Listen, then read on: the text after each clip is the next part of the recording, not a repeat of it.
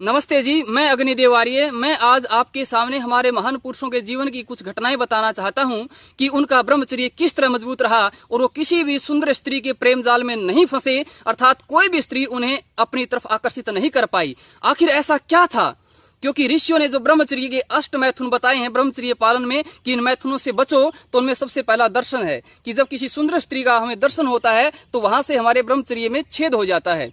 तो हमारे पूर्वज कैसे क्या नियमों का पालन करते थे? तो घटना रामायण की है। जब रावण को मार देता है तो रावण की जो पत्नी मंदोदरी है वो श्री राम जी से मिलने के लिए आती है अपने परिवार वालों से पूछ करके। जब श्री राम से मिलने के लिए आई और श्री राम से बातचीत की तो श्री राम जी ने अपनी गर्दन नीचे करके ही बातचीत की, गर्दन उठाकर उसकी सूरत नहीं देखी, उसकी शक्ल नहीं देखी। और जब ऐसा जीवन राम का वो देखती है तो क्या कहती है मंदोदरी श्री राम को कि धन्य राम तो माता, धन्यो राम तो पिता, धन्यो राम तो वंश प्रदारन पश्यति, कि हे राम धन्य है तेरी माता, धन्य है तेरा पिता, धन्य है तेरा वंश, कि तू पराई स्त्री को नजर उठाकर भी नहीं देखता।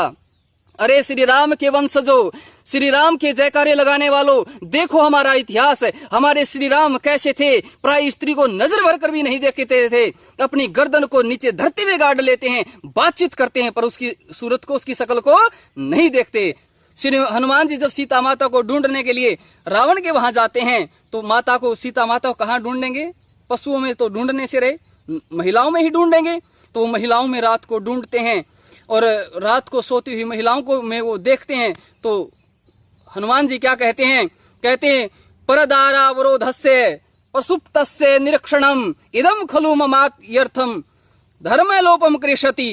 कहता है कि मैंने सोती स्त्रियों को देखा है, नारियों को देखा है, इससे क्या हुआ, जो धर्म से मैंने पुण्य अर्जित किया था मेरे वो सब पुण्य नष्ट हो गए हैं। पर नारी के दर्शन से, उनको सोती हुई देखने से मेरे पुण्य नष्ट हो गए हैं। लेकिन आगे फिर हनुमान जी एक और अच्छा कहते हैं, उसके मन में फिर विचार आता है और कहता है कि कामम दृष्टा मया सर्वा विश्वस्ताः रावण स्त्रिय है न ही में मनसा किंचिद वैकृत मुप पद्यते।